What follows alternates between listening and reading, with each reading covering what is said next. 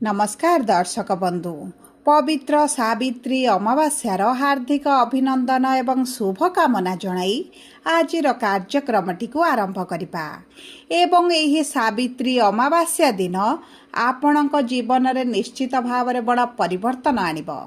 कारण एही अमावास्या दिन हेबाकु जाउछि आपणक राशि रे बुधादित्य राजयोग एवं यही भिडियोटी समस्त वृष राशिर व्यक्ति विशेषଙ୍କ ପାଇଁ बहुत अधिक गुरुत्वपूर्ण रही। समस्त वृष राशिर व्यक्ति विशेषଙ୍କର जीवन एही पवित्र सावित्री अमावास्या ठारू बदलिबाकु जाउछि। ग्रहमानक गोचରରେ चलନରେ हेबाकु जाउछि बड़ परिवर्तन, जहाद्वारा आपणक जीवन रे चलिथिबा बहु दुख कष्टर अंत हेबाकु जाउछि। आपणक राशि रे एही राजयोगटी आपणकर धन लक्ष्मी को वृद्धि करिब। देखंतु एही पवित्र सावित्री अमावास्या दिन तीनोटी शुभ ग्रह करुछंती राशि परिवर्तन। सूर्य बुध मंगल तीनोटी ग्रह करुछंती राशि परिवर्तन, जे आपणकर भाग्यर अधिपति लाभर अधिपति एवं धनर अधिपति अटंती। तेणुकरी एही समस्त ग्रहंकर गोचरटी आपणक त्रिकोण भाव एवं केंद्र को हेबा द्वारा आपणक भाग्यर हेबाकु जाउछि एक बड़ परिवर्तन। अनेक दिगरु अनेक गुड़िए लाभ प्राप्ति हेबा पाई जाउछि। समस्त सुख आपणकु प्राप्ति हेबा पाई जाउछि। एही पवित्र सावित्री अमावास्या ठारू पुनर्बार आपणक जीवन को खुशी फेरिबा पाई जाउछि।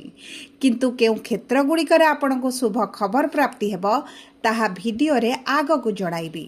किंतु भिडियोटी आरंभ करिबा पूर्वरु जदि आपणकर भी वृष राशि होइथाए एवं आपण भी ईश्वर को आंतरिक भक्ति एवं विश्वास करंती तेबे भिडियोटी को लाइक करंतु।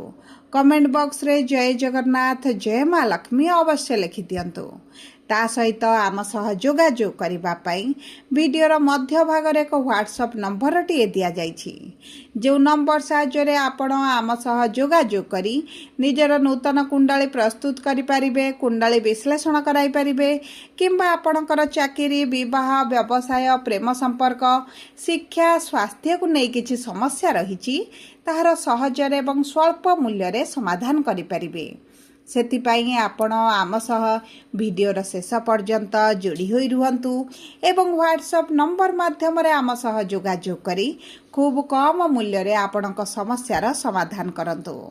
देखंतु आपणकर राशिर स्वामी शुक्र बुध सूर्य मंगलक सहित शनिक भाव रे बा तांको गृह रे विराजमान करिथिबारु आपणक स्वास्थ्य रे समस्या देखुथिले, आर्थिक समस्याटी बढ़ी जाइथिला एवं जेहेतु शनिक सहित एकत्र विराजमान करथिले जीवन रे समस्या गुड़िक बढ़ी जाइछि।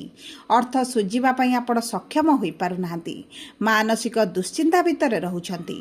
विभिन्न गुड़िए कारण को केंद्र करी परिवार मध्य अशांति रहुछि।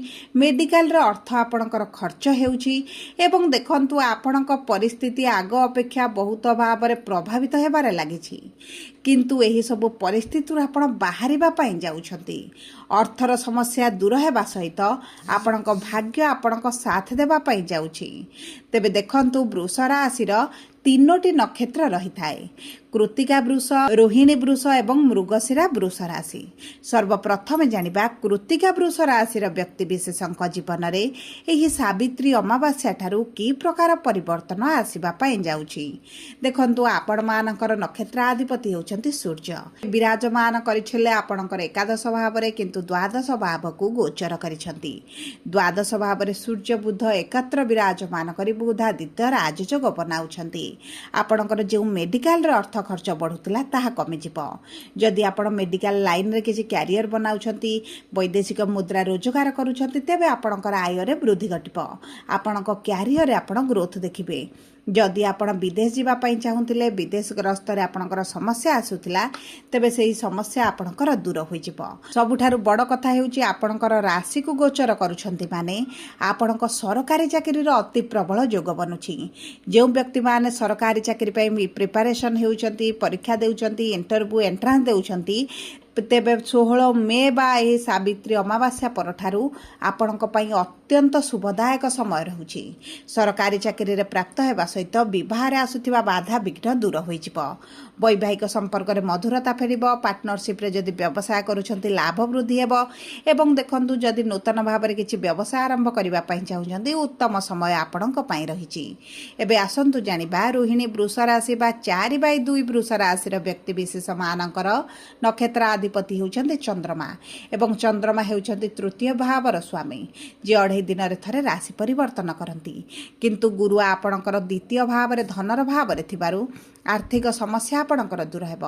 ଅର୍ଥ କ୍ଷେତ୍ରରେ ଆସୁଥିବା ବାଧା ବିଘ୍ନ ଗୁଡ଼ିକ ଦୂର ହୋଇଯିବ। ଯଦି ଅର୍ଥକୁ କେନ୍ଦ୍ର କରି କିଛି କାର୍ଯ୍ୟ ଅଧାରେ ଅଟକିଛି ତାହା ଆପଣଙ୍କର ସମ୍ପୂର୍ଣ୍ଣ ହୋଇଯିବ। ଅଚାନକ କିଛି ଧନ ଲାଭ ହୋଇପାରେ। ପୈତୃକ ସମ୍ପତ୍ତିରେ ଯଦି ଭାଗ ପ୍ରାପ୍ତ ହେଉନଥିଲା, ଆପଣଙ୍କ ପ୍ରାପ୍ୟ ଆପଣଙ୍କୁ ମିଳୁନଥିଲା, ତେବେ ତାହା ମଧ୍ୟ ମିଳିପାରେ। ଚାକିରି କ୍ଷେତ୍ରରେ ଉତ୍ତମ ଫଳ ପ୍ରାପ୍ତି କରିବେ। ପ୍ରମୋସନ୍ ହୋଇପାରେ, ଟ୍ରାନ୍ସଫର ହୋଇପାରେ, ସାଲାରୀରେ ବୃଦ୍ଧି ଘଟିପାରେ କିମ୍ବା ପ୍ରମୋସନ୍ ମଧ୍ୟ ହୋଇପାରେ। ଯଦି ଆପଣ ନୂତନ ଭାବରେ ଚାକିରିର ସନ୍ଧାନରେ ରହିଛନ୍ତି, ଚାକିରି ପାଇଁ ଆପ୍ଲାଏ କରୁଛନ୍ତି, ତେବେ ଆପଣଙ୍କୁ ଚାକିରି ମଧ୍ୟ ପ୍ରାପ୍ତ ହୋଇପାରେ। ତା ସହିତ ଗୁରୁଙ୍କର ପଞ୍ଚମ ଦୃଷ୍ଟି ବିବାହ ଭାବକୁ ଥିବା କାରଣରୁ ଆପଣଙ୍କର ବିବାହ ହୋଇବ ଏବଂ ତାହା ସହିତ ଯେଉଁ ବ୍ୟକ୍ତିମାନେ ସନ୍ତାନ ପ୍ରାପ୍ତିରେ ସମସ୍ୟା ଦେଖୁଥିଲେ ସେହି ସମସ୍ୟା ତାଙ୍କର ଦୂର ହୋଇଯିବ। ସନ୍ତାନ ସୁଖ ପ୍ରାପ୍ତି ହେବାର ଅତ୍ୟନ୍ତ ଶୁଭଦାୟକ ସମୟ ରହିଛି। ଏବେ ଆସନ୍ତୁ ଜାଣିବା ମୃଗଶିରା ବୃଷ ରାଶି ବା 5/2 ବୃଷ ରାଶିର ବ୍ୟକ୍ତିବିଶେଷ ମାନଙ୍କର ନକ୍ଷତ୍ର ଅଧିପତି ହେଉଛନ୍ତି ମଙ୍ଗଳ। ପ୍ରବେଶ କରିବେ ସ୍ୱରାଶିରେ ବା ଆପଣଙ୍କର ଦ୍ୱାଦଶ ଭାବରେ। ଯେଉଁ କାରଣରୁ ଆପଣଙ୍କର ଯଦି ଅର୍ଥ କେଉଁଠି ଫସିକି ରହିଛି ତାହା ଆପଣଙ୍କୁ ମିଳିଯିବ। କୋର୍ଟ କଚେରୀ କେସ୍ ଯଦି ଚାଲିଛି ଆପଣଙ୍କୁ ସେଥିରେ ବିଜୟ ଲାଭ ମଧ୍ୟ ହୋଇପାରେ ଏବଂ ତା ସହିତ ଶତ୍ରୁମାନେ ଆପଣଙ୍କର ନାଶ ଯିବେ। ଗୁପ୍ତ ଶତ୍ରୁ କିଛି ବୃଦ୍ଧି ହେବାର ମଧ୍ୟ ସମ୍ଭାବନା ରହିଛି, କିନ୍ତୁ ଆପଣଙ୍କୁ କୌଣସି କ୍ଷେତ୍ରରେ ମଧ୍ୟ ପ୍ରଭାବିତ କରିପାରିବେ ନାହିଁ। ଆପଣଙ୍କ ଗୃହରେ କିଛି ଶୁଭ କାର୍ଯ୍ୟ, ମାଙ୍ଗଳିକ କାର୍ଯ୍ୟ ଅନୁଷ୍ଠିତ ହୋଇପାରେ ଏବଂ ତା ସହିତ ଯଦି ଆପଣଙ୍କ ବୈବାହିକ ଜୀବନର ସମସ୍ୟା ଦେଖୁଥିଲେ ତାହା ଆପଣଙ୍କର ଧୀରେ ଧୀରେ କମିବା ଆରମ୍ଭ ହେବ। ଆପଣଙ୍କ ଜୀବନସାଥୀଙ୍କ ସ୍ୱାସ୍ଥ୍ୟରେ ପରିବର୍ତ୍ତନ ଆସିବ। ଆପଣଙ୍କର ମାନସିକ ଦୁଶ୍ଚିନ୍ତା କିଛି ଅଂଶରେ ବଢ଼ିପାରେ, କିନ୍ତୁ ଆପଣଙ୍କୁ ବିଶେଷ ଭାବରେ କୌଣସି କ୍ଷେତ୍ରରେ ପ୍ରଭାବ ପକାଇବ ନାହିଁ। ଆପଣଙ୍କର ଚତୁର୍ଥ ଭାବରେ କେତୁ ବିରାଜମାନ ହୋଇଥିବାରୁ ପାରିବାରିକ ଜୀବନରେ ଆପଣ କିଛିଟା ଅସନ୍ତୁଷ୍ଟ ରହିପାରନ୍ତି। ଆପଣଙ୍କ ଚତୁଃପାର୍ଶ୍ୱ ପରିବେଶ କିଛିଟା ଆପଣଙ୍କ ପାଇଁ ଏତେଟା ଶୁଭଦାୟକ ନ ରହିପାରେ, କିନ୍ତୁ ଆପଣଙ୍କର ଯଦି କିଛି ପୂର୍ବରୁ ସମସ୍ୟା ରହିଛି ତାହା ଦୂର ହୋଇଯିବ ଏବଂ ଏହିଭଳି ପରିସ୍ଥିତି ଆପଣଙ୍କର ମେ ମାସ ଅନ୍ତିମ ସୁଦ୍ଧା ଆପଣଙ୍କର ଶେଷ ହୋଇଯିବ।